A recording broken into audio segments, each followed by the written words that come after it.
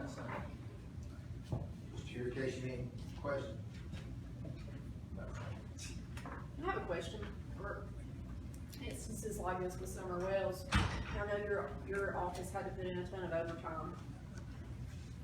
Do you, will we see that in the budget, or will you, offset it with comp time, or how do you guys handle that when there's a major? Whenever we have something like that major, our budget will, hit us pretty hard, but we do what we gotta do, work through it. But, it won't be comp time, it'll be paid out, the sheriff pays out comp time about 3 times a year. And it's just one of those things that you can't plan on. And, you know, if it runs down to it, you know, he'd have to come back, but I don't foresee that. I think that he can handle that, whatever he needs to do to make sure it works for the county.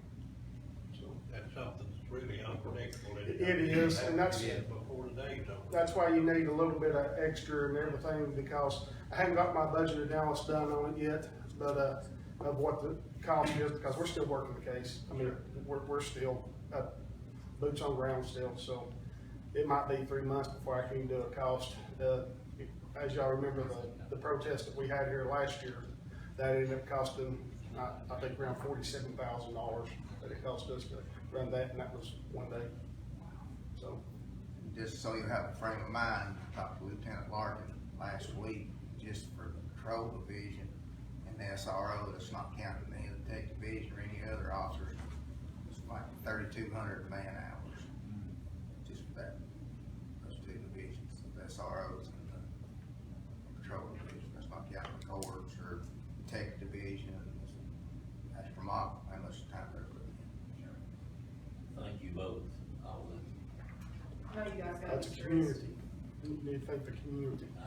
That's, community really came in, and every service, rescue squad, fire departments, volunteers, just the citizens given, I'm telling you, we live in a good place.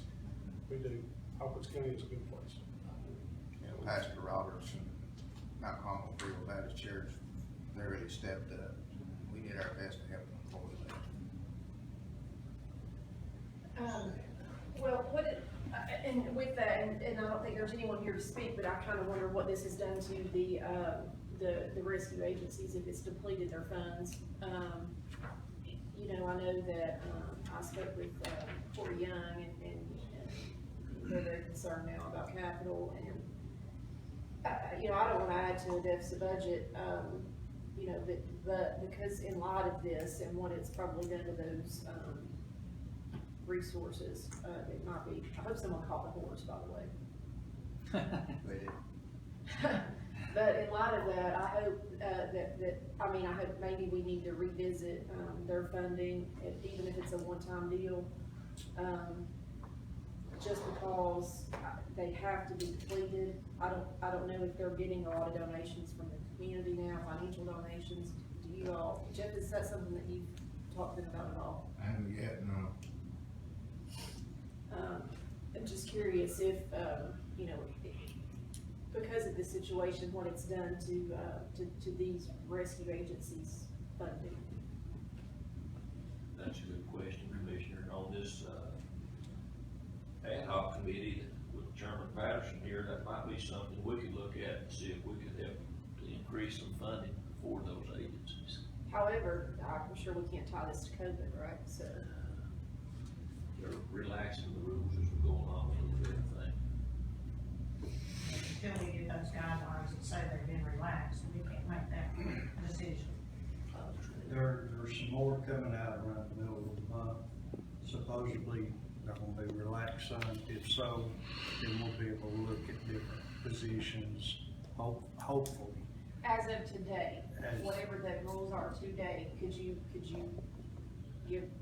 help these I agencies? don't think so. Ms. Winegar, I don't want to speak for the whole committee, but, you know, we could go back to all those individuals that were involved in this rescue were also some of the ones majorly exposed to COVID back then. So, I mean, it may not directly apply, but there may be some money that they could tap from to bring them up to where they were. I mean, it doesn't have to be exactly for this emergency purpose. Sure. But, you know, we're encouraging all the nonprofit agencies to come before that committee. And there is money in there just because you were dealing with the public during COVID. So if they present the case in the right way, that the committee could pass on to the people who actually make the decisions, you know, there's probably some money in there that they'll end up being able to get. Wouldn't you guys agree? Yes, as long as they are clarified as an essential worker. Right. And are designated that by the county manager. Right. It's a lot to do with the wording. How they present it to us in wording, if we take people at their word and the paperwork they have, if the wording is right, there's money there. If you come in there like a lot of people has with just a wide open door, I lost $20,000. We can't, you can't entertain that. That's been the hardest part of this committee's efforts, is to get the people who are requesting the money to actually give us justification, true justification for it. Not just, we need 20, we need $30,000. And we would welcome anybody tomorrow night to come in and sit in and listen. We have got a job on our hand. I'm telling you, it's deeper than a lot of us even thought. So it's a matter of training the public what to ask and how to ask for. So, and we're learning ourselves.